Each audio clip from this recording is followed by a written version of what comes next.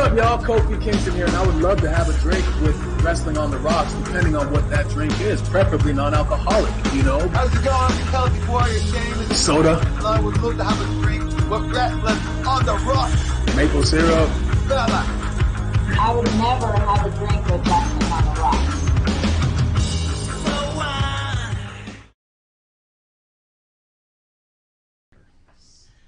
Welcome to the dive bar of the IWC. Welcome to Wrestling on the Rocks, episode 1. That's right, this is a show where every show is our first show. And we're the dive bar. And I'm Ref Marsh. We got Crybaby Clump. We got a full litter box in here. What? What? This is the litter box.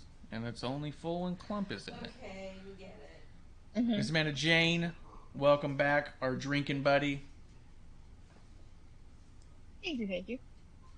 I decided I wasn't going to drink for the month after WrestleMania. I think my body is shutting down. So I'm drinking for the both of us. She's drinking for the both of us. I think my body is slowly shutting down. And I'm having... She's having Jack Daniels, Tennessee Apple Fizzlers. How is that? Please tell me. Oh, she wants to know how it is. You give your review. Mike's over here. Lighter This is really good. Very tasty. Lighter than you expected and very tasty. It smells like apple. I poured it for her, and it just wafted the whole kitchen with like apple smell. And I was like, wow. Jolly Rancher. Yeah, it was like a Jolly Rancher. It was really good. It smelled really good. I'm having just water. I haven't gotten any good like black tea yet, and I already drank all the coffee, so I'm just down to water for the night. No. I need to get some teas, I think, to get New with coffee. Because I'm not doing soda. I'm not doing soda. I'm not doing carbonation. I'm not doing alcohol. I'm cleansing. Whoa! I'd hang myself. No. The only way I could do a deeper cleanse is if I did if I went to Panda Express. No. If I got Gross. 2 entrees and one side instead of all 3 chow mein. Oh. It's the chow mein cleanse. No. Ew. It's the only way I could detox heavier. You know what I mean? Great. Clump knows. We lost like our one viewer or listener. Thanks. Hey, I align. I have to have Metamucil and Miralax. It's like I'm curating my shits now. Ooh. Very good, very good. Just in time. We And I chat have said no Thursday comment. Night Chaser. Cheers for the dive bar of the IWC. Cheers to just in time. Clump, what's in your glass? What are you drinking?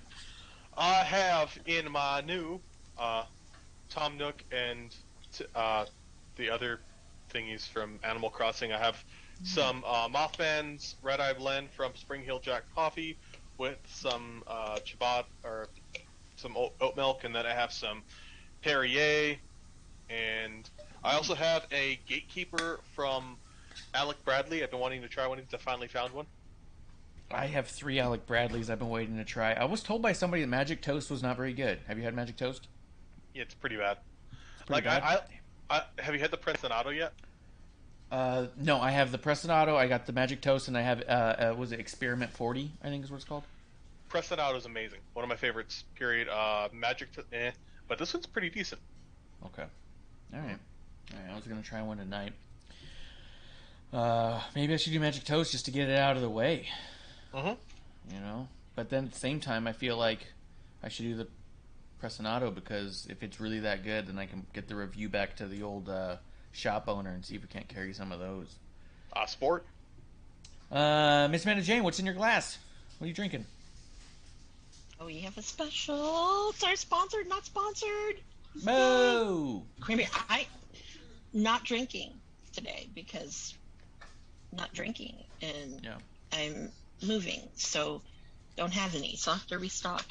And fine Fiji water from Fiji, California. Oh. So, Is that what it is? I thought it was like the Fiji Mountains. Fiji Island. well, Yeah. it is, but here's the thing. I don't think that how that's a lot of like transit to get Yes. water from Fiji. And in the pandemic, they never ran out of Fiji.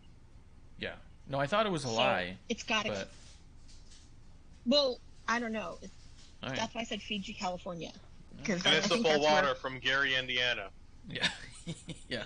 Who knows? Well, there's that Ozark one. So does that mean that's from the Ozarks? Yeah.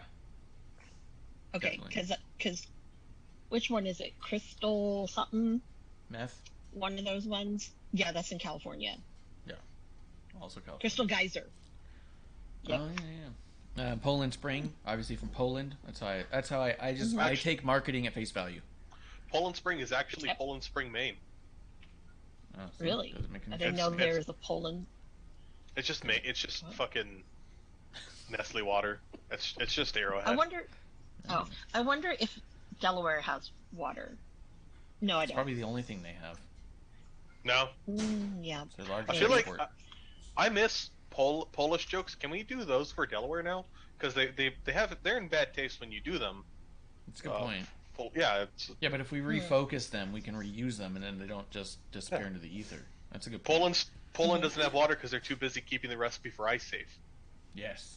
Yeah. Yes. Okay. Guys, let's talk a little wrestling. This weekend was a bit wild. I know you guys watched some WrestleMania. I watched some WrestleMania. I think I want to have a few conversations. What I think we'll do is we'll start with the birthdays. Amanda, who do you got birthdays?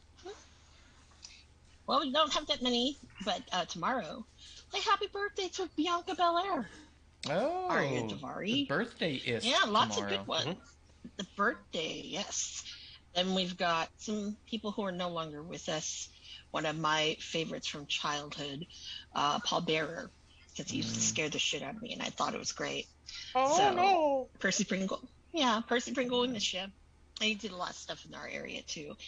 Let's see. And I can't remember. Harley Race passed away, right? Because it's his birthday this week, too. Yeah. So, drinking some for you. And last week we forgot about Saray, the warrior of the sun, or that schoolgirl, if you're, what's her name, Tiffany, whatever. And a big birthday shout out to Dustin Rhodes, Gold Dust, as some of you know him. Not gonna lie, I would have loved to see a Stardust Gold Dust tag reunion, but I'm pretty sure we're not gonna get that. So yeah, I don't think so. But happy birthday, everybody! Yeah, absolutely, happy birthday! Cheers also to Carmella and Corey getting married today, and I think that also means we're 2 or 3 days away from Alexa Bliss getting married as well. So yeah, cheers to them as well. Ooh, who's Alexa Bliss married? Oh, Ryan Cabrera. Oh, that's right. Yeah. That's my old pop boy sensation. Band. That's kind of cool. I wouldn't call him a pop sensation. He only has 2 me. songs that maybe anybody knows. I had his albums. I was just into him. No, I don't know why. Yeah. Shut up. Yeah, it was. It was a weird thing too, because when I think back on it, it's like he wasn't all that notable, but I had several of his albums, and I just thought he was pretty cool. So when he popped back up into the atmosphere because he was dating Alexa Bliss, I was like, out of nowhere, he was like an RKO. No, it's not out of nowhere. Because I went on the Lance Bass cruise and he was on it. She was not. I think that's when they first started dating, but she was not on there. Because obviously, she's got to wrestle. I could see that, but at the same time, I could see her being there. She's a huge NSYNC fan. She's always talked about her and Lance Bass are friends. When she was doing her podcast, I think it was called Not Cool or something. Yeah. She had him on. Oh yeah, that's my friend too. Yeah, I'm cool. 20 minutes ago, Natty posted a picture of her and Moxley together at Carmella's wedding. Aww. So that's cool. But yeah, that's what's going on. That's going on. Guys, you guys both saw a good chunk of WrestleMania. Is that right? Yes. Mm-hmm. Mm-hmm. I felt like, and I want to know what you guys think, because I also know you guys are going to watch it separately. First and foremost, what did you think? We'll start with Amanda Jane. What did you think of WrestleMania overall, night 1 and night 2? I did not watch night 2. Okay. But did watch the majority of night 1. Mm-hmm. But I wasn't actually surprised. I wasn't actually going to watch it. I thought about it because I wanted to catch up on GCW from the weekend. Yeah. And I never watched anything of that. So, and I haven't watched, well, I've watched bits and pieces of ROH. But I only came in because when producer lady had tweeted about Cody, I thought that it was a rib. Yeah, I'm like, no way. And I'm like, is that for real? And she goes, yeah. So that's when I turned it on. And I was pretty shocked about what I saw. I mean, he looked really good. And I don't know. It just makes me think about, okay, something really majorly must have gone wrong for him to go back somewhere that he never was going to go back to and look at it. But he looked fantastic, and Okay. you know. I think the plan was always to go back. I know we've been talking about since the beginning that there seemed to be like a Cody insurance policy where all the digs and stuff he was making towards Triple H specifically didn't seem to be as company based as they were almost storyline esque. We were saying for a long time that he had this like ongoing insurance to go back. The way he talks about it in his post interviews is that it was always the plan to go back and it was the right time to go back is what it came down to. But Clump, what'd you think of the weekend? I loved it. I was it a perfect event? No, there were mistakes. There were things I was like, here and there. But overall, it was a fantastic pay-per-view. I do like the 2-night pacing a lot because I don't miss 7 hours of wrestling. Yeah, That's too much. That's yes, it was good. It had enough silly spots both nights. It had great solid matches and great story.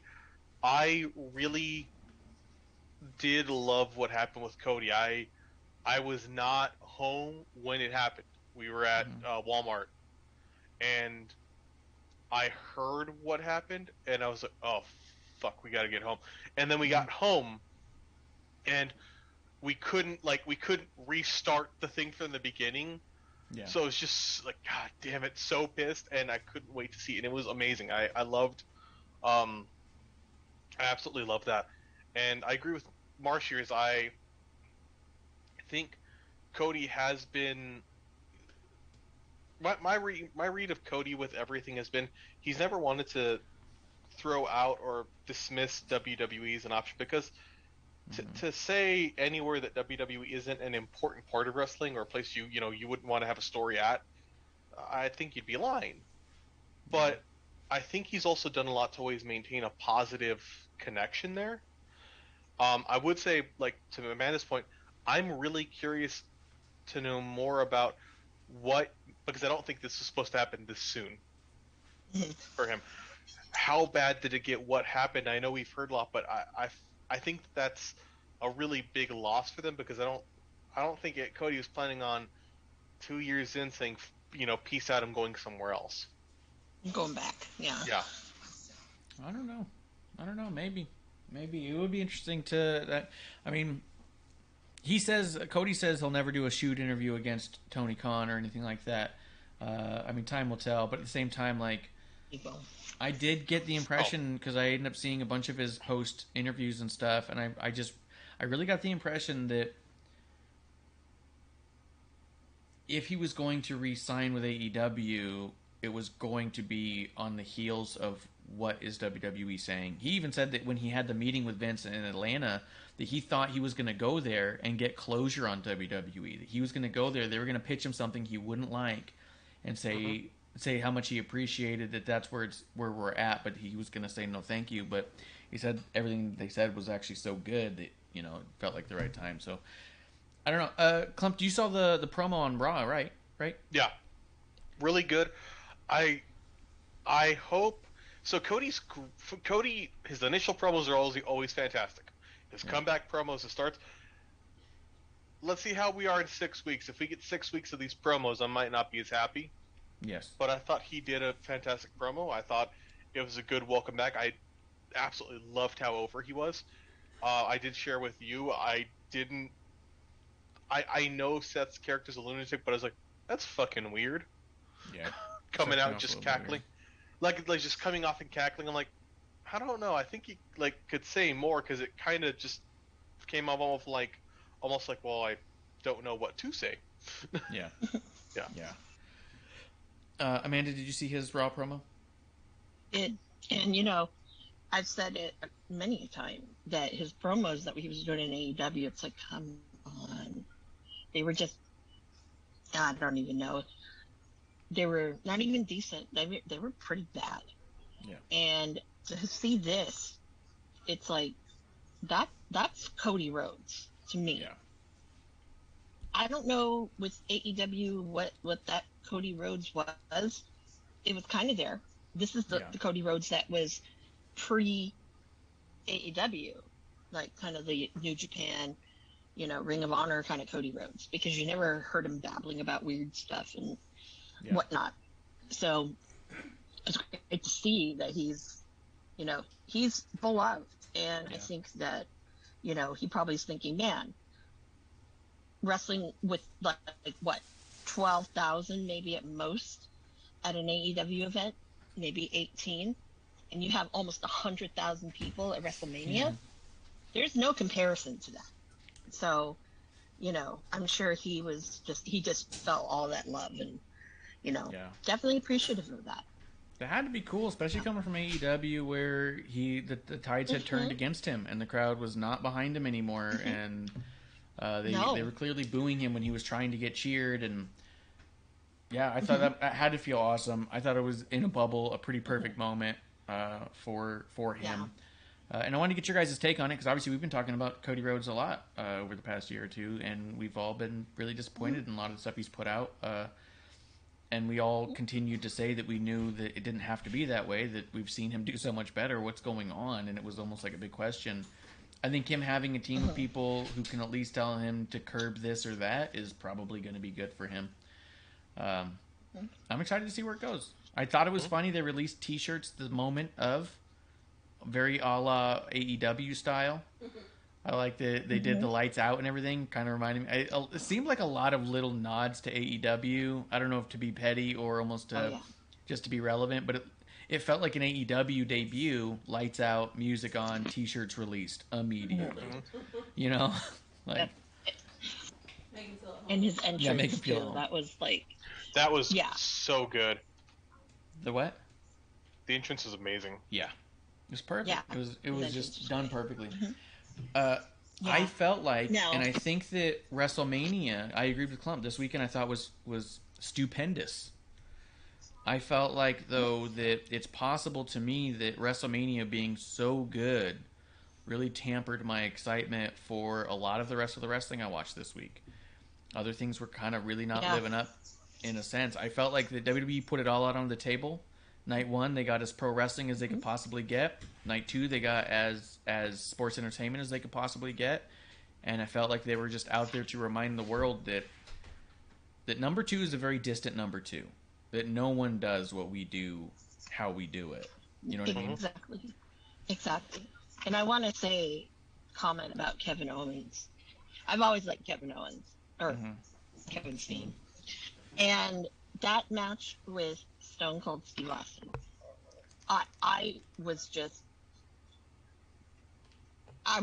speechless, because it was just so well done. And especially when you have one of your own personal dream matches, and it was amazing. And I really sometimes wish that wrestlers kind of watch things like this, because you can get somebody like beyond over, and just the way they work together. I mean, that you don't see that anymore. Can't tell you last time I've seen it. I would also say that if you're not going to watch all of night two, which I'm not saying you should by any means, I would say that I think you would personally enjoy Sami Zayn versus Johnny Knoxville. It was a circus of a match that was hysterical in all its ridiculousness. I also think you'd probably enjoy Pat McAfee's segment, because after he finishes with Austin Theory, Vince McMahon comes in and they have a match together, and so it's Vince McMahon's last match, and then Stone Cold comes out again, and it was as sports entertainment as it gets, and it was just a lot of fun. Oh, okay. I'll take a peek. But outside of that, it is what it is. Stand and Deliver was the same weekend. I liked some of the matches, but I felt like overall it was kind of an NXT show that just felt like a stacked NXT show. Am I off on that? Not at all. Nope. Mm-mm. Further, No. I mean, good. Oh, no, go ahead. Further, I feel like because of that, so last week I shat all over NXT. It made me more frustrated about it because, so if I'm somebody who doesn't have the USA app and is like, I want to watch wrestling, and I watch it on Hulu, and I see this lead up to Stand and Deliver, I watched fucking 40 minutes of promos on an hour-long show, and then watch the show on Peacock, and like, god damn, it's just an NXT show. It felt super boring, and like it felt like a really long but WrestleMania pre-show. Yeah. Yeah, not a lot came off feeling super special. Even Raquel and Dakota winning against Toxic Attraction didn't feel all that special. And then fast forward to this week's Dynamite, or not Dynamite, but this week's NXT, and they lose the titles immediately back to Toxic Attraction. So then I really go backwards and I go, why did the Dusty Cup winners go on to be in this Fatal 4-Way, which they could have gotten to anyways? And why wasn't Wendy and Dakota in this match if Dakota and Raquel were only going to be together for 1 week and 2 days? You know what I mean? Yeah, especially given how over Wendy and Dakota were, how over Wendy is. Like, to me, it felt like, yeah, this is a feel-good moment. They mix together, but... And I like Raquel Gonzalez, but... Yeah. This felt like a way to try and push her back up because maybe she's seeming flat or a little bit tired. But I'm sorry, there's better ways to do something new and pull that back together later on down the road. Like, it's a weird nostalgia pop when does nostalgia apply when it's 6 months out? Yeah. That's what I mean. You know what I mean? In the moment, I was like, oh, that's interesting. I guess they're going to do a thing. But then on NXT, they lose the title, and I go, okay, so what, like... Even from a story perspective, because I do know there's a lot of people who say Stand and Deliver was pointless, and in a lot of regards, as far as match happenings, in a sense, it's not an important show. But I don't ever like to think that a show completely didn't matter, except for that they undid a lot and they didn't move forward with much. You know what I mean? Like, and so it really was like, fuck. Coming out of it, LA Knight and Gunther is probably my favorite match on the whole thing. Yeah, it was a good match, but that doesn't make the whole show. Correct. Yeah. That was a match I could have had anywhere. You could have given me that match anyway. Watching back in the day, Cassius Ohno versus Walter, I saw at Royal Rumble Access. I loved it. I could have seen LA Knight and Gunther at an Access, and I'd have been just fine. You know what I mean? Like, because it also didn't come off as special or for big stakes. It felt like two guys I really like having a great match together. I think what's most frustrating to me about it is in watching it and seeing kind of that, it makes me think of old NXTs where, yeah, you were sometimes critical of NXTs because you're like, it feels like a big indie show, but it felt big. Felt big. Like, you'd have, Johnny Gargano in a spot heavy match, but you'd also have like classics like Walter, Ilya. You'd have Pete Dunne, Walter. You'd have these fucking fantastic matches. Aleister Black versus Andrade. And Aleister Black and Ciampa. Yeah, Aleister Black and Ciampa. This just kind of felt like you got free tickets because your aunt worked at the radio station, and there's no there's no circumstance to it. It was like, well, we got, and also, why not do it at the WrestleMania? I know it's not WrestleMania, but for your wrestling fans, and NXT fans tend to be big fans, how the fuck are you going to make it from there to WrestleMania that quickly? You know? There was a good 3 or 4 hours in between or something like that. But yeah, I mean, it was a bit... Felt like there was probably some rushing happening. Mandy Rose, I was surprised she won, but I didn't mind it so much. I just really thought this was the time and the way to get the title off of her and move her and the rest of Toxic Attraction up, especially because Toxic Attraction lost their titles I thought, okay, Mandy's going to likely lose hers, and now we'll get a cool new women's faction on the main roster. We're moving. We're doing stuff. And then that didn't happen. You know what I mean? Like, Mandy retained and Toxic Attraction got it back. And I was like, okay, I don't know why they're still down here. Like, we're a little bit running in circles. D'Angelo and Ciampa. I didn't love the match. I didn't hate it. It was good. But it also felt like no reason. I like that they're calling D'Angelo the Dawn of NXT. I think that's kind of a fun moniker we haven't heard. I think the best part of the match was seeing Triple H come out and have a moment. Yeah. Right? And then... It's a weird father-son looking thing, and I thought that was kind of cool. Yeah, it was. It looked a lot like that. And so hopefully Ciampa does some good stuff on the main roster. And then we'll before we go into the other one, we'll talk about the ladder match. Cameron Grimes winning in the ladder match. Grayson Waller shattered his elbow. Solo had some really cool spots. This match was cool, but it also felt like a lot to do right at the beginning. I felt tired after this match. Everything happened right here at the top of the show, and I was like, "Jeez." You know, by the time of it, I couldn't get back into other stuff. Now, Amanda, we'll go to you, unless Clump has something special he wants to say about the match. Cameron Grimes, your dude, North American champ. That was a cool moment. I will say this. I did not expect it to be first on the card. Yeah. Just because ladder matches and stuff, there's lots of action. And it's like you don't want to start with something and then everything is downhill. And that's where I kind of thought it. So I missed it when it first happened. So unfortunately, I have biggest Cameron Grimes fan period on my timeline. She spoiled it for me. Thanks, Nina. Shout out to you. But I went back and saw it, and I was just this was his time.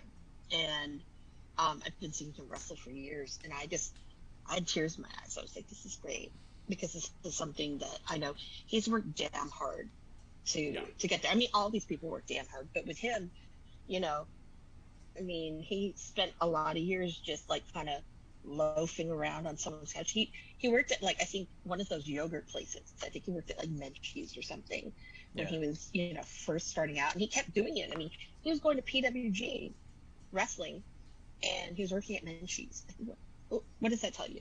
So I was excited, but I was very surprised because I thought that because Mello is just so good that I thought that they'd keep him a little bit. But I really do hope, since it's off of him, that he goes up, because he's ready for that right away. So I feel like Mello can go up. I feel like Trick can't, but I feel like Mello could, which makes that a little bit difficult, if I'm being honest. Just in time in the chat says the ladder match was good from the actual competitors in the match, but got brought down a lot by all the interference. That's kind of what I meant, they were doing so much. Everything happened to that match. There was people all over the place. There was every single type of bump you could do. There was all sorts of insanity, interference. Well, but if you're watching an NXT, four-way match with a ladder, it's going to be that, because I can't, the first four-way North American match I think of with Cole and Velveteen Dream, and it's always going to be bananas like that. So it makes sense, right? But that's that's why my gripe is that it was first, not that it happened, that it even happened that way, but that it was first. That by the time this match ended, I was I thought it would go on third to last.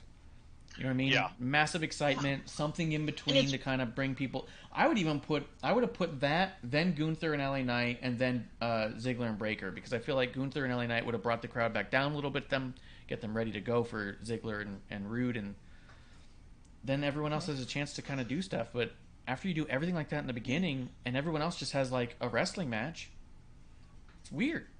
That's it's a Tony Khan move. Definitely. Yeah. And I think that when you're, and also for the West Coast, I mean, what did it start at? 10:30? Yeah. Right? 11. Yeah.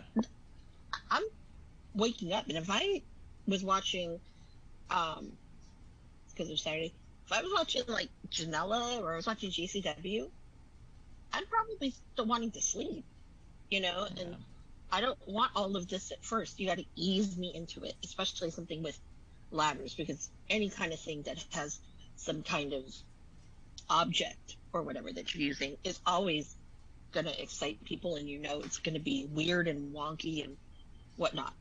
Yeah. Unless someone can name a ladder, tables and ladders match, or a steel cage, or one of these funky matches that nothing has gone awry in. I'd like to know when it happens, but I've never heard of one like that. So yeah, no, absolutely. But yeah, it was cool for Cameron Grimes. I guess that he's got a story moving forward now on NXT. Tony D'Angelo is going to be called the Don, and Santos told him to stay away. Like I said, Raquel and Dakota seem to be done. Yeah, I don't know what they're doing with Mandy or Cora, Kaylee or Io, to be honest. Here's the interesting bit too: Ziggler and Rude. So Ziggler wins, which I thought was pretty shocking. But then on Monday Night Raw, they had the rematch, and Braun Breaker won there. And producer lady was asking me what I thought about that. Before I say exactly what I thought about that, I want to know. We'll start with Clump. What do you think about Ziggler winning here and Breaker picking up the win on Raw? I think honestly, to me, it makes it seem again like a house show. Hold the title at the house show. I do think it's awesome that you highlight NXT stars that people on the main roster may not be seeing, or people who watch the main roster may not be seeing, and have them win there. And that kind of shows somebody who Braun Breaker is going to be on Raw or SmackDown pretty fucking soon. Yeah, with any luck. That's a great he's call. Amazing. Yeah. Oh, he's incredible. He did an awesome job at Hall of Fame. He did an awesome job in that Raw match. I even remember just saying yesterday even that he's clearly so comfortable in front of the biggest crowds that he's built for this.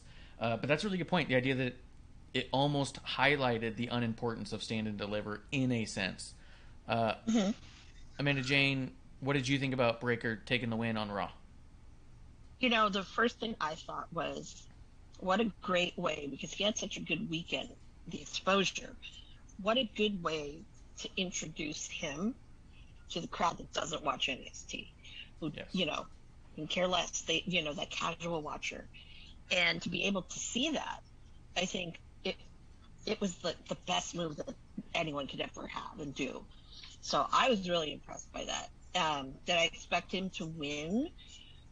No, I did not. I thought that, hey, this is going to be your big introduction. Bye-bye. We're not going to see you anymore because you're going to be moved on. But him winning the title is like, I don't know how I feel about that. But again, I think I'm okay with him having a couple more little stories. Like Clump said, though, I think his time is coming. Yeah, but it's dry, though.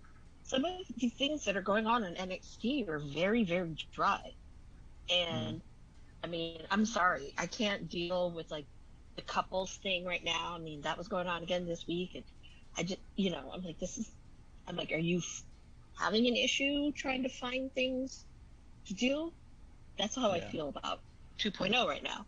Because now, hey, it was getting better, and now, now it's starting to, it's definitely teeter-tottering. I thought it was great having him win at Raw. Raw, after Mania, is usually one of the highest viewed Raws, and I agree with you. I think it's also one of the highest viewed by people who don't watch NXT. So I thought it was awesome to highlight him against a Dolph Ziggler as the champ, and people know Dolph Ziggler, know how good he is. They get to see Breaker be as good as he is. And then they say, by the way, tomorrow night, Braun Breaker continues right here on USA. Yeah, they got over 2 million. It was like 2.1 on the first look over on the numbers. None of the rewatch stuff or replay things accounted for, but fantastic. It's one of the highest ratings I've had on Raw in a long time. So for Braun to get that moment there, I was okay with it. I don't think it's going to make anyone go back and watch Stand and Deliver, but I also think that I'd be curious to see if anybody tuned in to NXT because of it. I don't know. Well, I will but it say, gets people excited. I thought this was the worst Stand and Deliver. Yeah. That sounds harsh, but That's, I think, more than fair. Yeah, I think so. Like, arguably, to me, this is the worst pay-per-view that NXT's put out. I'll go that far. It just, nothing didn't feel felt important. special. Yeah, exactly. Yeah. Nothing felt special. And in that, it felt so much worse because it literally was like, well, why the fuck am I doing this? Yeah. And then the last thing we didn't talk about on Stand and Deliver was MSK got the win. They got the tag team titles. And then shortly thereafter, let's see, NXT, they started pushing a story against, they were supposed to have a match against, it wasn't Imperium, was it? it was Imperium. It was Imperium. So they're supposed to have a match this coming up week. And in the midst of all the things in the news, which we're not going to dig too deep into, Nash Carter appears to have been released from WWE, which then definitely puts the idea of the tag titles in flux, to say the least. Fresh off of the Dusty Cup being what it was already. And then that puts Wes Lee in an awkward position where I just wonder, personally, is Wes Lee going to be a strong enough single star? I feel like so much of what made Wes Lee special and Nash Carter special was each other and their chemistry together. Yes. Is Wes Lee on his own gonna flounder? Do you think he's gonna thrive? What do you think? That's a really good question. The unfortunate, I think he's gonna flounder for a bit. And I hate saying that because the dude is good, but he is so attached to Wesley, and they've not done a lot to differentiate them or separate them. You get so invested in MSK and don't build up the individuals that make it. Well, what am I gonna do? Yeah. I think that if nothing else, even if his ability to thrive on his own is there, I think it's going to be a huge adjustment for him in general, and I think he's going to struggle through finding himself for a while anyways. Like, who is he if not part of that team? Amanda, what do you think? You've seen more of him than us. Oh, yeah. Well, there is something special about MSK as a whole. Yeah. And I think that's pretty much why they got signed. And to me, I mean, I've seen Wesley do singles. Yeah. He's had some incredible matches. He had a great one against Swerve, which was at PWG, and then something happened, and then it put them back together again. But I think it's really the people that he would wrestle. That's what would make him shine. And I do not think that there's anybody. I mean, you can put, him against, like, Santos Escobar, and it's not going to be a good match because it's, that's not the style. Even if you threw, a luchador in there with him, it might be similar, but it's not going to be the same. So I think that it's a big loss. I think what will probably end up happening, and if it happens, you heard it here, episode 1, I think that Wesley might ask for his release. I really do think what that. I was thinking too. I was thinking I wouldn't be shocked. No, because they're great as a unit, and and people don't realize that was very special. I get what's going on, okay, but at the end of the day, there really isn't a place for Wesley, because look at even the main roster. If he goes up, which I totally doubt, there's nobody really that would be a pretty decent match with. So if I were to pull the cord and try to figure out a way to save him from leaving, if we were to say, if he stays, how does it work? The only thing I think could work for him, and for better or for worse, I think if they teamed him with Ricochet, they could potentially become a tight unit. They could potentially have a lot of great chemistry. I bet you Wes Lee could bring out the best in Ricochet's talking ability, give a little bit of the rub of the charisma of Wes Lee on Ricochet, because I do think that they have similar stories and upbringings. I could see it working. whether or not they're willing to, or whether or not they see it the same way.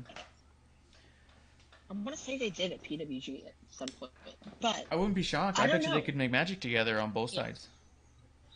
They could. And then the other thought I had was, well, because part of them, with not only as when they were the Rascals, when Impact and on the Indies, is there were 2 others in the unit.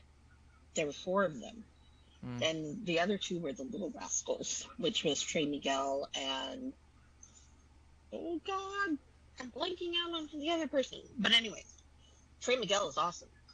I've seen combinations of these different guys working with each other, and I thought, well, you know what, maybe they bring him aboard, but honestly, at the end of the day, I don't think that's going to happen because it's already kind of a weird situation, and and if I don't know, if I were in that situation, I'd probably just say, you know what, it's going to be awkward, and I don't want to feel awkward or be awkward because that's not fair to me. It wouldn't be fair to me, so that's why I would ask for the release. So because it's just awkward.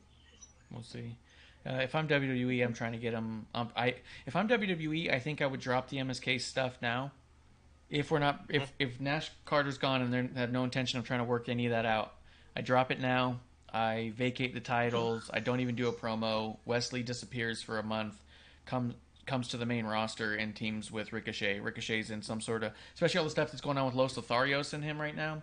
Those 2 dudes keep teaming up against him.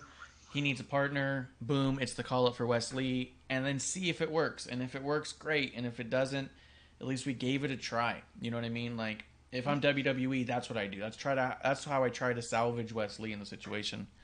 Clem, any thoughts? I agree with that, like a whole 100%. Like I don't see a way to do this with him solo. I think vacating it and let him decide what he wants to do. Reset, move forward with him on the indies, see what's up. They're both young. I also think this could be a time to reset everyone. So we'll see. I think, but I don't. Unfortunately, also not going into any of it, but the actions of one kind of leave a taste for the other. Like it's, if you make a plate of food and you undercook the salmon, that can affect everything else. Yeah. It's tough. It's a tough situation. It's messy. I guess we'll see. Just to kind of put a bow on NXT as far as the week goes, unless you guys had a lot to talk about. I feel like we've been doing good going through the stories on it. Yeah. I will say Nikita Lyons and Lash Legend was much better than I anticipated it being. I think both of them have a lot of potential moving forward. I think Nikita's doing awesome. The way her personality is shining through. I think she's got a lot of potential to be a massive powerhouse in the company for a long time. And then the other thing was I just loved Gunther versus Braun Breaker. Just great. As good as could be expected and awesome. Outside of that, I mean, it kind of, like you said, everything was kind of all over the place, What do you think about Soa Sikoa and Cameron Grimes? I think that'll be a very interesting program, I think it's going to be awesome, but my concern is I don't know who's ready to move, right? Like, do you take the title off Cameron Grimes already and move him, or do you have Solo lose another important match and keep him in NXT, or move him? Like, I feel like whoever loses this should just go to the main roster, because I think both of them have enough of what it takes to work that I think whoever loses should just move to the main roster and let that be the end of their NXT run. Like, I don't know where we're waiting on them. Yeah, but if you're moving one, you also have to move LA Knight. Say what? You have to move LA Knight. Well, yeah, I think LA Knight should be moved up for sure. Yeah. Which all that. Oh yeah. Which all that was a total shock for me as far as the Raw after Mania went. We didn't see any NXT call-ups. Nobody from NXT popped up. So I'm hoping we see some NXT call-ups on SmackDown, maybe the following Raw. This Raw felt a lot like putting a bow on the weekend and didn't feel like putting a jump start on the year to come. So maybe next week we'll get some debuts and stuff. But anything else on any of the NXT stuff that happened this week that you guys wanted to dig into at all? Nah, I think let's keep bouncing. Yeah. Yeah. It's just dry again. I'm not impressed it is. with 2.0 again. Yeah. It is. It's weirdly dry about stuff, and then the matches that hit, and the other stuff is kind of white noise, and it's ironic for such a colorful show. Well, let's talk about AEW then. We'll probably wrap up a little early tonight. I feel like it's a weird thing. I feel like WrestleMania had me on such a high that watching stuff afterwards felt like a hangover. You know what I mean? And I was watching stuff like, okay, this Dynamite I watched. You can tell me what you thought about Rampage here in just a second. Dynamite in and of itself, though, I just could not get into it, and everything that was happening I was so disinterested. And again, everything felt a lot like we're looking at a very distant number 2. Where before it was all like, oh, who's creeping up on you and what's going on here. I feel like this weekend really put a stamp on it to be like, oh yeah, we do this, they're doing a different thing.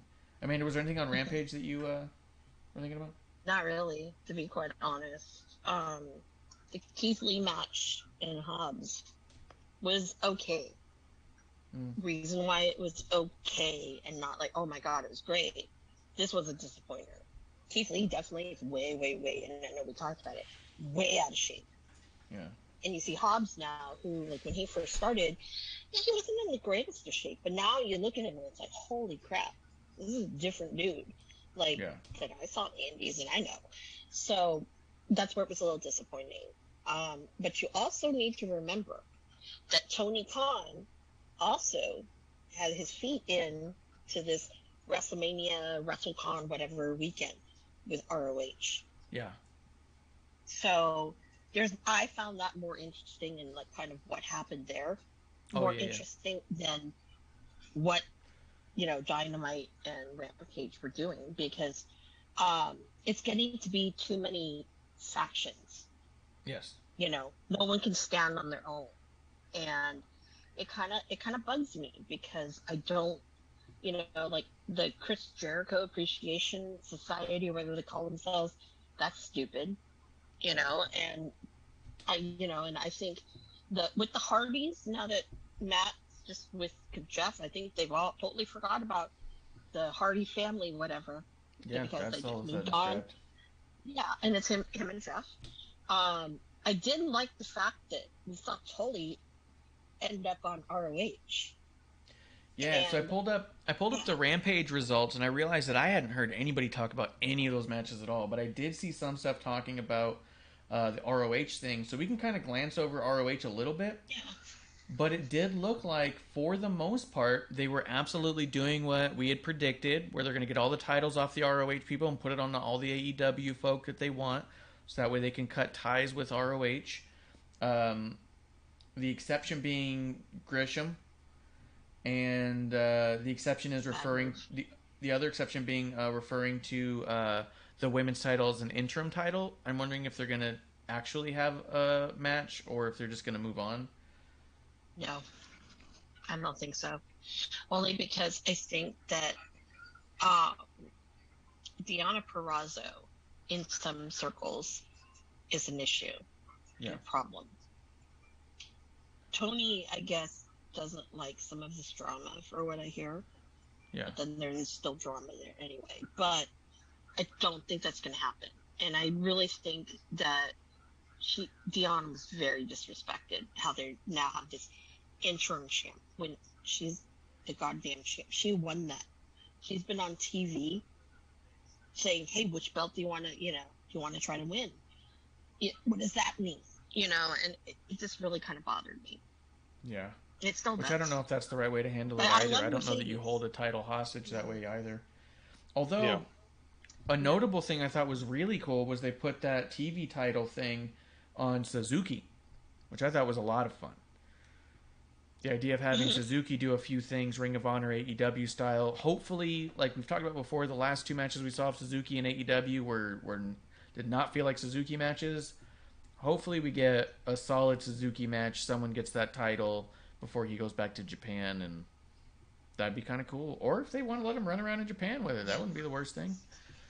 No, because I think they've always wanted to, ROH has always wanted to go there.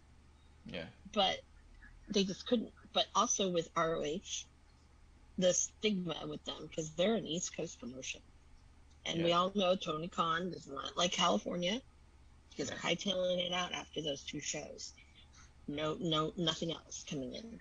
So, whatever. But one of the things that I had this feeling, and I think we talked about it, Marsh, was with ROH, Jay Lethal. I'm going to use him as the perfect example. Jay Lethal, when they were kind of imploding, he was the first one to ask for his release. Yeah. And they granted it for him. Comes on AEW, he's not doing anything. And what is he doing now? They're throwing him back into ROH.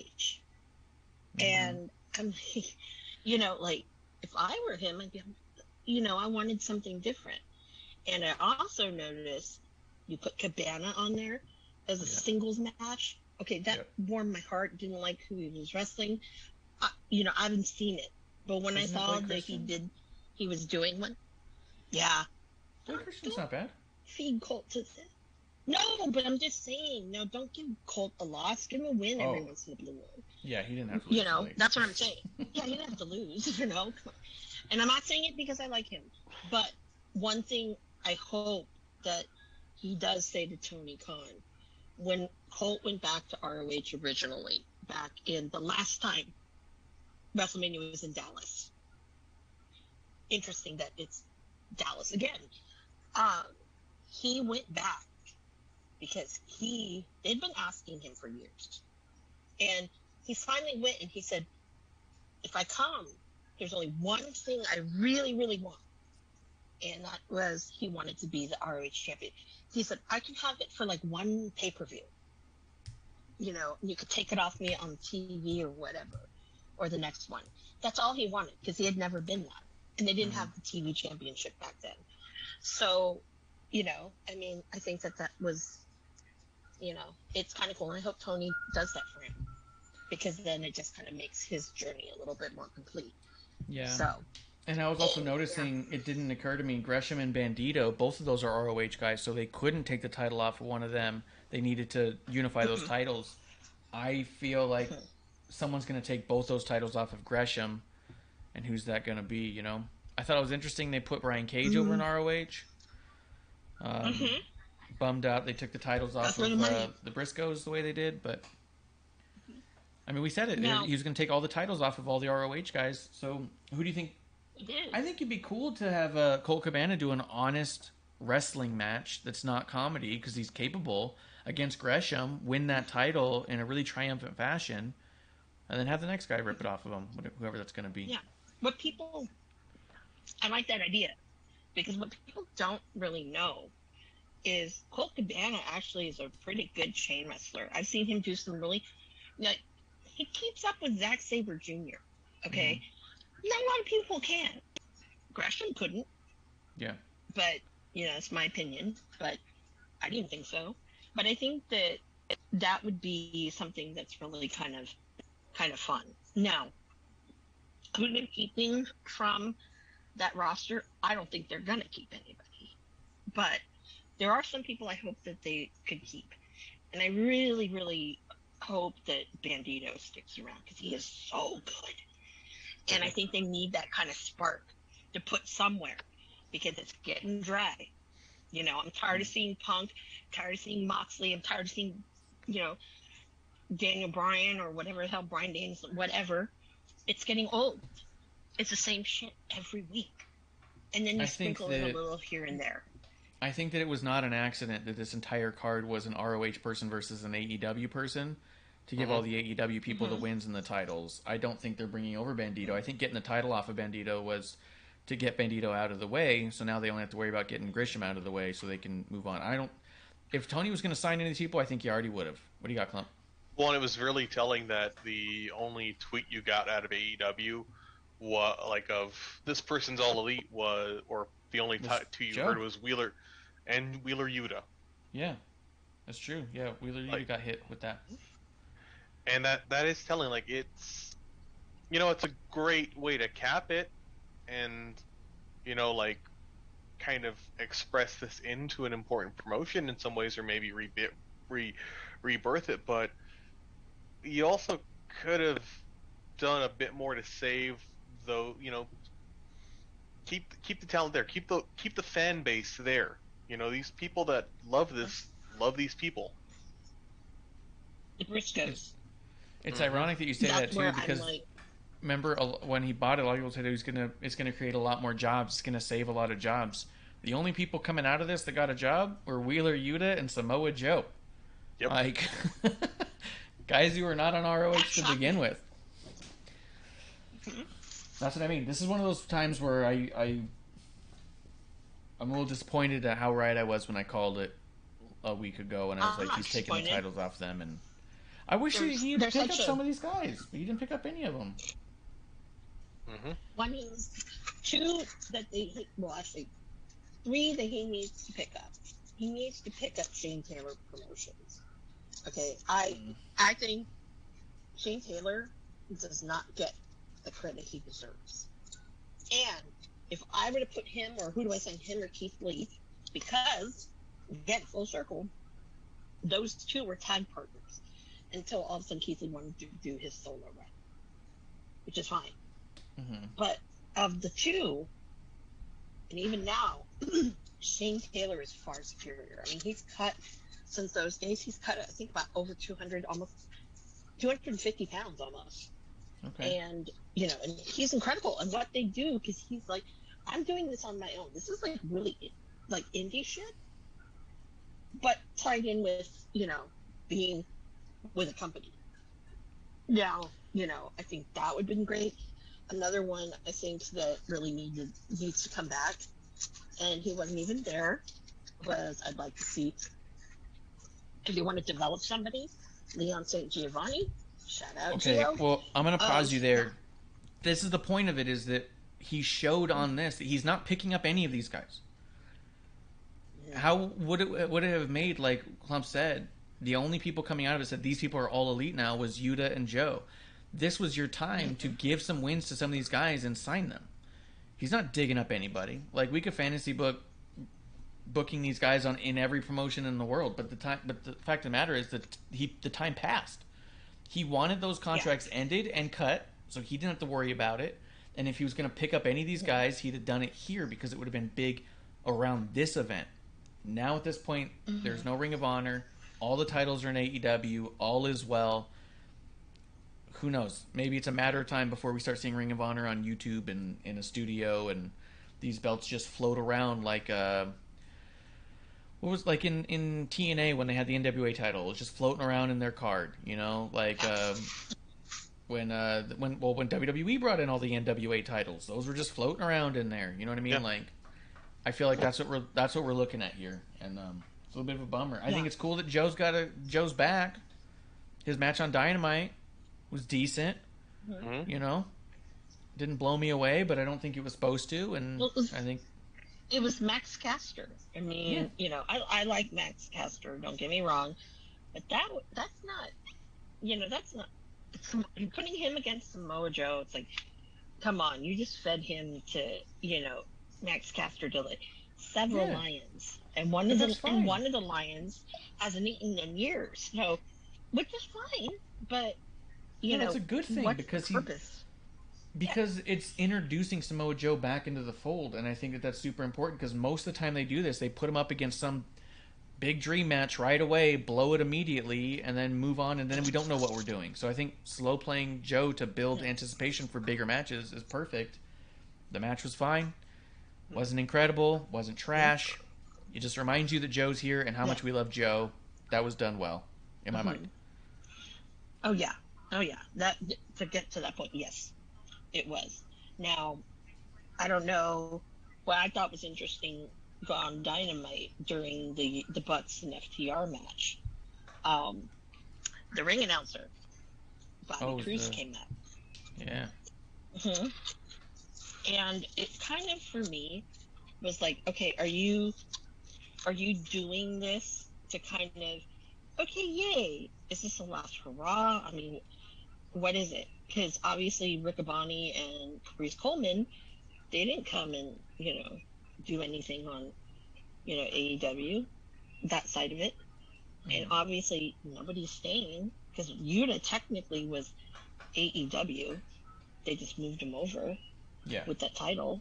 And yeah, I mean, so it's kind of stupid. So I don't know. I mean, it's just weird. So it's going to be another thing where you're going to see Punk and Jericho, Mox, all those people are going to, Adam Cole, they're going to all be on all three shows. And that gets old. I'm already sick of Adam Cole.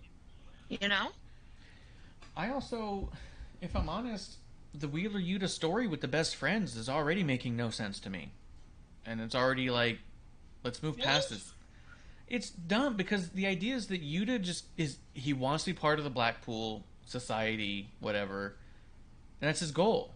And then you have Trent being like, no, don't go. And you have not Trent, Chuck, no, don't go. Let me teach you. And then you have Trent being like, I don't trust you. And it's like, none of this story with the best friends is even about the best friends. It's about Yuta wanting to be... No. He's the pure champion, and he wants to be a better wrestler, and he wants to be with the better wrestlers.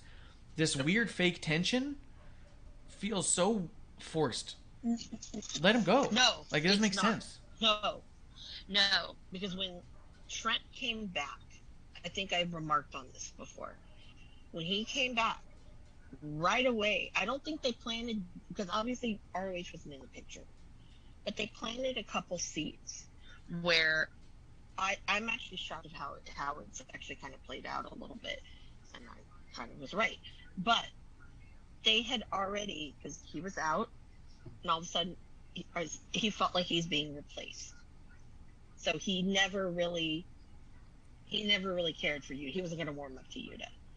And then knowing that now, I didn't know that Yuta... I think Yuta was trained at Chikara when Chuck Taylor was there, and Chuck Taylor was training. But most people don't know all of this. So, I mean, I kind of do it, so I'm like, oh my god, this is great. And just Orange is back there. I don't give a fuck. Leave me out of this. And I think that that's where it is. So it's not... I don't think being forced... I actually kind of like this little storyline. Not because I like Trent Beretta, but it actually gives best friends something else but that hug. You know what I mean? And it does, but it also feels as unimportant as that hug to me. Like, when I see it, I just go, okay, I don't care about this. Just let Wheeler go. It's also weird if it's a competitive thing. I don't know. Maybe I just don't understand or get how the best friends work as a unit anyways, and I already think that it's a stupid unit. That it is just a couple dudes who hug all the time and that's supposed to mean something. The idea that you just like I want to learn from other people, okay, let them go. Like, it just, I don't feel like a real tension. Well, Chuck probably feels like, they don't use Chuck. Okay, so this is his, okay, let me milk the moment. But that's true too. Best friends have been around a while. They're in the indies together. After Roppongi Vice, Sure, and I've never liked them. From the first time I saw them, I thought it was stupid. Yeah. No, because I always loved Roppongi Vice because Rocky Romero, I think, is just fantastic. And I'm like, Trent, leave, because of this whole thing when he was being bitter. I'm like, just leave and give me Roppongi Vice. I think the crowd would love Roppongi Vice more so than Best Friends. I mean, yeah. Orange, when they signed Danhausen, I think Orange, basically, you're not going to be, that's not you anymore. They're not going to care. So when he comes back from his injury, no one's going to care because it's all about Danhausen and Hook. Maybe. I could see that. Clump, are you into the Best Friends Yuta thing? Not really, because I'm not into the best friends. Like, I like Chris Statlander, but to me, I was gonna say they're two dudes that hug and a mom in a minivan. Like, it's... I love Sue. Doesn't it? To me, it's a thing with AEW. Like they're bringing indie wrestling in those moments to the masses, which I get, but also like part of me is like I don't really know what I'm supposed to care about in a kind of combat based thing. That this is just so silly. It's carny shit to me. Doesn't it And feel like of all the things that they've been able to just drop and move in a different direction, that this is one with Yuta where they would do it and no one would mind. If Yuta just had his match with Moxley and bled, and Moxley said, "I like this kid," and then that's that. Like, I don't think you need all this best friend stuff. Maybe that's my problem, because I feel like it muddles it up in such a way that's so unnecessary. You just let him go and let it be a build thing later. Let him be there, and then have a moment where the best friends and them face off, and you go, "Oh shit, he was with them." Is there tension? I mean, like, I feel like they're dragging it out, and it doesn't need to be. I agree with that. Because I think that Chuck's probably going to get released. I wouldn't be shocked. Yeah, he might not be Because resigning. yeah, because look at him. I mean, he is, even when you see best friends, it's always orange. Okay, he's been the consistent one. I mean, Trent obviously, he had a really bad injury, gone for a while. He's back now, so they kind of have to bring Chuck kind of back in. But there was, like Janela, there were weeks and weeks where Chuck wasn't even going down to Jacksonville or, wherever they were touring. So, yeah. I don't know. Yeah. I'll be honest, this whole episode was just like one thing after another that was just not clicking for me. The tables match with the Hardys and Butcher and Blade was as sloppy as any match could be. Like, it was bad. The Hardys looked bad. I'm a little worried about Jeff Hardy because I couldn't tell how much of the spots were supposed to be him messing up or how much were the spots where he just was not coordinated and you don't know why. And did you see the stuff about ad-free shows that they when they had Jeff Hardy there for the thing? Did you see those clips going around? Jeff Hardy came out and was like rambling nonsense and kept saying he wanted to sing a song at the end and wasn't answering anybody's questions and was talking around in circles. And then at the end, Jeff Hardy was like, "Well, here he is, Jeff Jarrett's like, here you go, Jeff. Floor is yours. Do the song you want to do. Sing your song." And Jeff Hardy's all like, "Yeah, you want me to sing a song?" I said, "Yeah." And he goes, "Cool." And he puts his mic down and then like kind of looks back and forth and just walks off stage. And it was like, what the fuck's going on? It's just a lot of weirdness. Now, it doesn't mean that there's a problem, but it does mean there's a lot of weirdness surrounding it. And when they follow that up with a really sloppy match, I start to get worried. Yeah, no, 100%. Like, that was... I've been worried since his exit, because his exit was led by a really weird moment at a house show where you're like, that's not good. And hearing stories of he wants to go... WWE wants him to take care of himself and he's refusing and they release him. That it doesn't sound good. Like watching them go, it just looked off. It didn't look right. It looked, and yeah, I've had those worries and questions since he's come in, because I've been like, man, like, truthfully, since he got brought in, like, the first thing I thought was, there's a lot of weirdness around this. Yeah. I don't know if I would have hired him, because just optics of it. And as time goes on, you're like, so you're so desperate to bring another one of your playthings from your childhood into your company that you'll do it at any cost. Because this isn't just bad looking, this is dangerous to everyone he wrestled and himself. It seemed like it, yeah. Yeah, and for Tony Khan and for his father and for the company, that's dangerous to the company. That's you got to have a mind there, but at this point, truthfully, and this may piss a lot of people off, but when we see these things, these people come in these moments, and we've heard more and more about the hiring and firing of AEW, or I should say, we've heard of them through sources that make no sense. I question the values there. Yeah. I don't think this would have happened if Cody was there. or was on top, because Cody, you know, I correlate, and I may be overreading. I correlate a lot of the changes in how we did things to when Cody left, or how they did things to when Cody left, because he was the big push for a lot of the value stuff, and it doesn't seem to be that that's the case anymore. Yeah, and that's not making me happy. Yeah.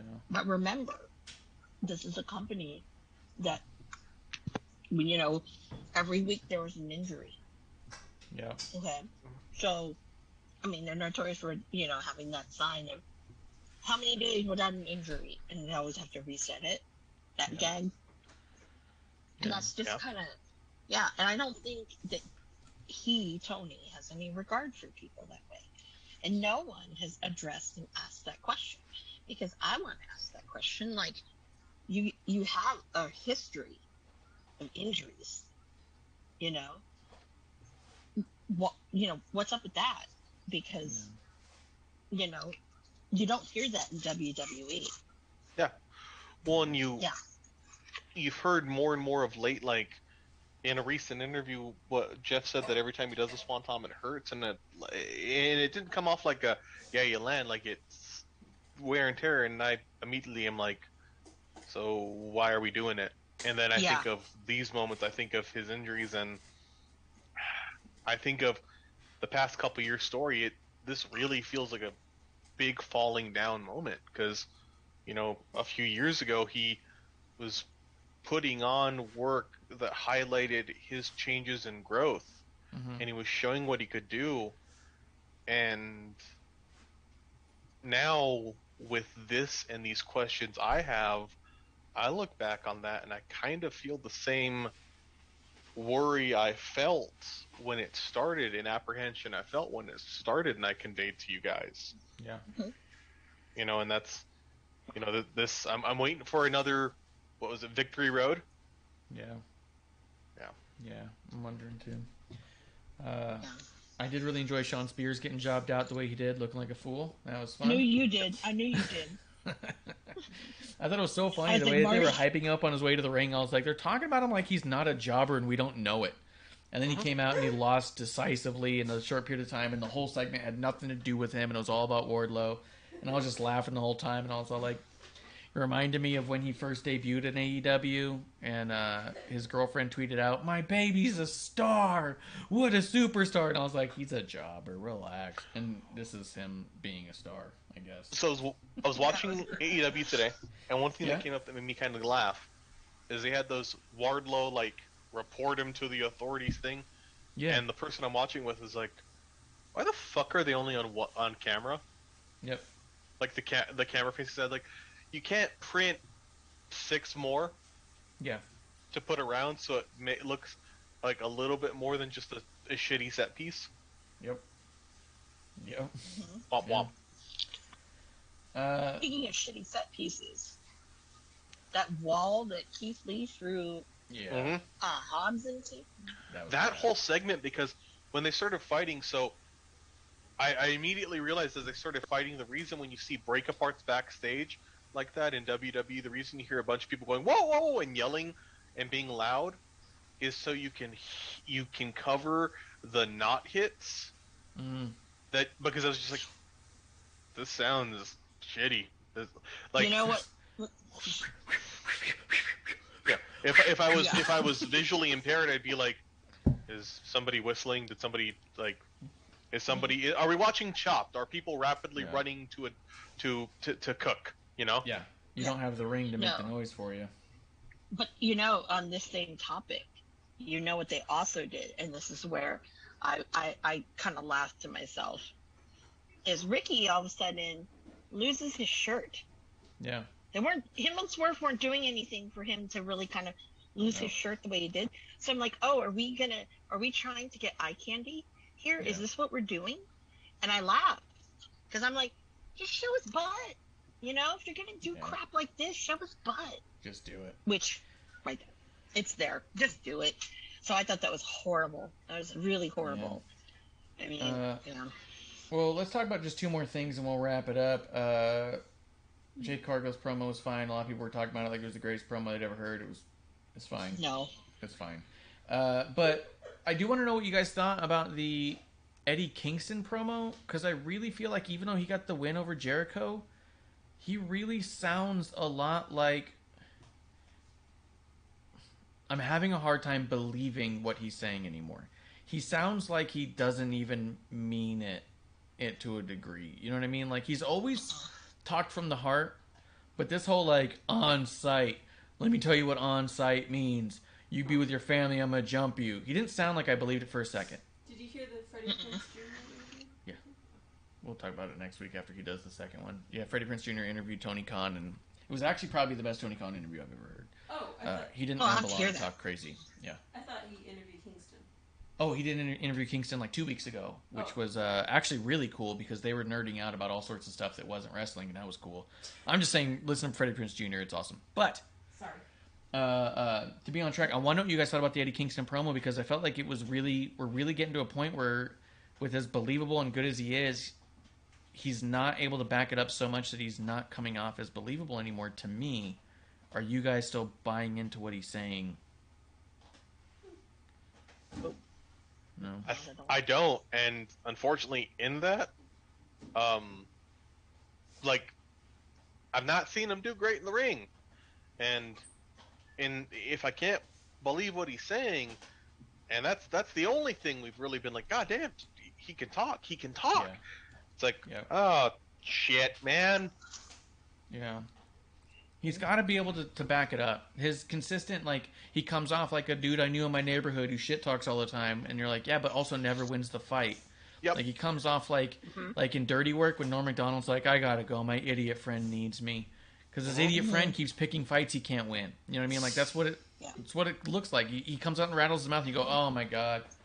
You're gonna get your ass kicked again, man. Like, stop talking shit. Like, that's what it's coming off to me now, and it sucks, because he's Eddie fucking Kingston, and I want to buy into what he's saying, because he deserves It all that. went down. It all went downhill with that stupid sparkler bullshit. That sparkler was the beginning of He the never end. recovered. Yeah, I agree. he could never recovered from that. And so as it went on, as it goes on, it's like every time they use him, it's like, this guy's a joke now. You know, how he's not as authentic as we thought he was. So why am I gonna buy into that? Because we all know that's not Eddie Kingston. Yeah, Okay, who's exactly. ever He seen deserves Eddie? better. Yeah. He does deserve better. Kira's in the chat says AEW hasn't turned a profit yet. Every show's been running off the money TK is making off his other ventures. I wonder about that too. I just don't know enough about it, but I've heard it makes money, but I also wonder making money versus making a profit are two different things. So I don't know, but I'm interested about it. What I want to hear is from you two dudes. I was very checked out by the time the main event happened. I intend to go back and rewatch it, but every time I looked up, the Young Bucks were doing something silly. FTR was doing something silly to the Young Bucks. The ref was acting like an absolute idiot, and it just kept stopping me from staying invested. I'm gonna go back and watch it because I love FTR, and people are saying this is the best FTR Bucks match that we've gotten. What I did notice and love, the crowd was on fire for FTR and chanting FTR.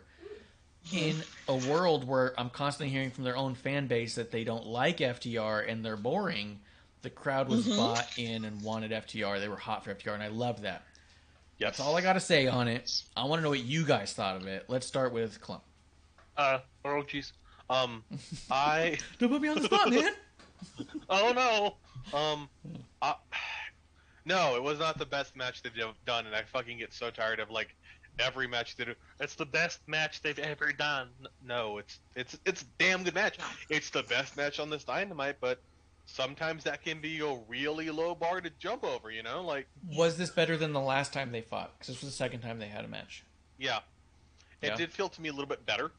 It felt like a little bit like going on. I loved FTR's parts, and I feel like when I'm watching it, I feel like it's a clash of styles in some ways, in the best way to me, because it's like, hey, I'm gonna show you how to do your job.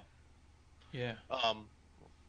I felt like the things that hurt it were the silly moments at points, because I truly and Amanda, you have much more experience with the Bucks than either of us do. I would love to see, and it could be perfect with FTR, a match where the Bucks and FTR go serious, and that would work together. I know everyone wants the Bucks to do the Meltzer Driver. I know they want to see them do, the Elite Trigger and on and on. But I'd love a match where they bring each other to the limit in a serious way, and I think that could happen here. And I felt like that was what FTR was trying to do. Like, we're still gonna win doing this way. That's the only thing I took away. Is I'd love to see that. You know. Amanda, right before you answer, what I love about that concept too is that this is the time, because the Young Bucks are so clearly being phony over the top in their character, that if you had them just get like legit mad that FTR thinks they're better than them, and they stop goofing around, they don't come out all stupid gear because they think it's flashy and funny, and this whole stupid thing that people think is giving them all this heat.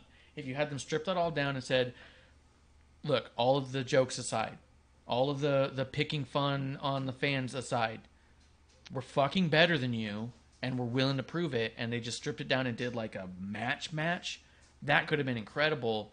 Amanda, do you think they're capable of that? And then what do you think of the match?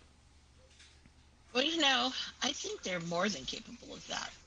Okay. Where I don't think that you would see that kind of serious match in the AEW realm.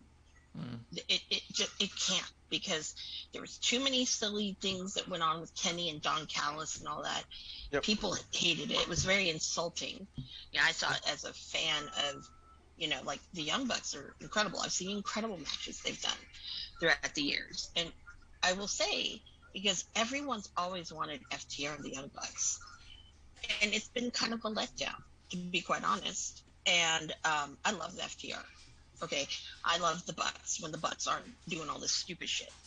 Now, one place I think that they could do a serious match is you actually put it on ROH. Because if you look at the Bucks back in that time, there was no shenanigans. I mean, there was a little bit with, Bullet Club, whatever, but with Adam Cole and all that. But that's because it was Bullet Club, and it's a whole different beast. But I think that if you brought them into that, because that is where they cemented and became who they were, it's going back to the roots. And I think that would bring back that old Young Bucks, that reason why they even have this company. Okay, the reason why All In happened and all of these other things. And I think that that's really important to do. And but will they do it?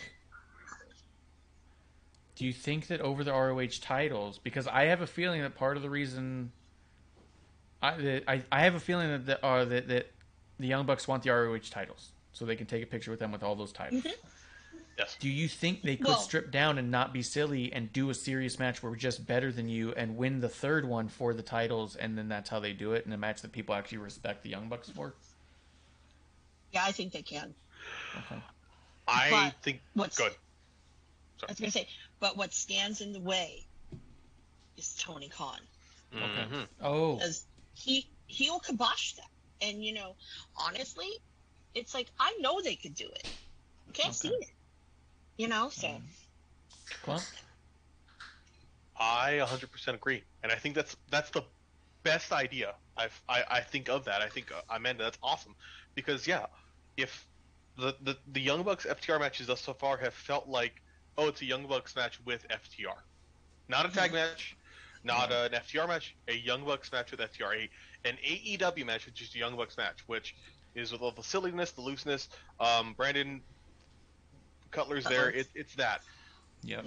If they did an ROH, that could be an amazing spot, because it could be Ring of Honor is a more serious place on ROH terms. They could do, ROH rules, which are a bit more strict. Yes, I'd love that, and I think that'd be the way to end this. That would be the absolute way to end this, because we haven't really seen it. I mean, I think of the Young Bucks Golden Lovers match where it was a bit more serious in the ring. And that worked really well, and the Bucks can do it. I think we need to see it, because I the moment, I'm watching this, and the other thing is I watch this is every little thing, whether it be Brandon spraying people, the ref being the weird jump-ins, it took me out of it. And I was getting excited. And yes, these are funny spots. Yes, they're good moments, and yes, they're a certain style that has really ingratiated the Young Bucks to the wrestling world. But it makes them one note. Yeah, It's I'd like to see them. Tabasco hot sauce is hot sauce, but it's, to me, the shitty hot sauce because it's just vinegar and heat. That's sriracha. Yeah. Exactly. That's sriracha. If you don't ever see well, we put Tabasco sauce in this, whereas you see, I put sriracha in this and added to everything. Yeah. If they did an ROH, we could see these layers that make them them, and for a lot of people that could be, oh fuck, these these guys are really that good, because it's we got to see that clash of styles end. Yeah. That would be great too, because that's something me and Kev said when we first started watching AEW, was we didn't understand the hype between Young Bucks or Kenny Omega for that matter, but because it was this one-trick pony match over and over again, and we just didn't see it. We still don't see it. If we were to get to a point where they had a serious match like that with FTR, like you're describing, I think guys like us, who are just non-believers, if you will, would go, oh, maybe they are one of the greatest tag teams of all time. You know what I mean? Yeah. Well, I also like the fact that now that Tully's not in their picture, it gives them a little bit more of a seriousness, I think. And that we are that good. And I think that's important because, they already have 1 billion and 2 jokey tag teams in that company. You don't need another 2 or 3, and especially the ones who are regarded as some of the best in the world. Yeah, you don't need to. Yeah, no, the Bucks need to get back in that gear of, they couldn't pull that kind of shit in New Japan. No, absolutely not. And even with Ring of Honor, I mean, they didn't pull that kind of shit, and definitely at PWG, they did not pull that kind of shit. And but some people like that. Like, example, my mom hates wrestling.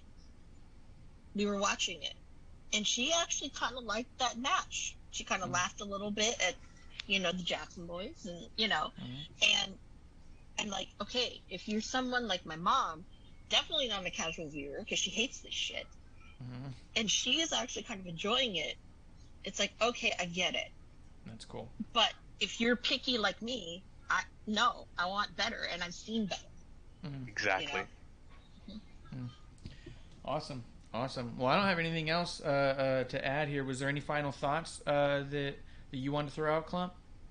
I'm good. Any final thoughts, Miss Amanda Jane? Yeah, I'm kind of liking that all of a sudden these old ROH alums are coming into the picture. Sanjay Dutt, love him. Yeah. And I'm really kind of glad that he's not only doing his backstage stuff, but he's out on camera, because the guy's a talker, and he's phenomenal. But I am liking that. Yeah, however, that's good. You can't emulate what happened there. That was magic in those years. Not saying that these guys aren't capable, but again, it's going to be very interesting to see what happens. Yeah, and I am interested to see how Jay Lethal and Samoa Joe works out, because that has a lot of potential. Appreciate something really fast. Shout out to Stackhouse and all his GCW stuff for Texas. Yeah, shout out Sam Stackhouse. Whoop whoop. Spring Break Part 2, Janela's. They also had the Spring Break trading cards, the decks, and he was in there, and I believe that to be his very first ever trading card. I was reaching out to everyone I knew in Dallas trying to get a hold of one of those cards, and nobody got me one of those cards. I reached out to like 7 people, and I was like, please, someone just get it. So, if anybody out there... Lauderdale. I'm going to ask Lauderdale this weekend. People need to keep reaching out. Hunt me down. I need Sam Stackhouse cards. I know, and I'm telling Janela, like, I need a Sam Stackhouse card. I need 4 of them. Please. Yeah, if I can't get one of those decks, I at least need the Sam Stackhouse thing, because I think the whole deck would be cool. But if I only get one, it's got to be that Sam. I gotta have it. Exactly. Yeah, I'm like, no offense, that's just the one. I'm gonna ask. Yeah, Because I'm gonna start referring to it as Sam GCW Stackhouse Spring Break from now on. Yeah, seriously. Seriously, the clusterfuck. It's all Sam, you know? Yeah. So, but yeah. So definitely Awesome. this weekend, lots of wrestling. GCW has 2 shows in California. The debut of them in San Francisco. I will be there. I am sitting in the front row, dead center, facing the card cam, because my friend, she bought me my ticket, and that's where I am. So you guys can see me. If light tubes come out, run like a bitch. Because I don't like the light tubes. Awesome. All right, guys. Well, we will be back next week for a brand new episode 1 right here in the dive bar of the IWC. Guys, that's the last call. Cheers. Hey, producer lady here. Thanks for tuning in. Continue to support us or buy us a drink by following us. Or subscribe and review our podcast on Apple Podcasts or wherever you listen to us. Cheers!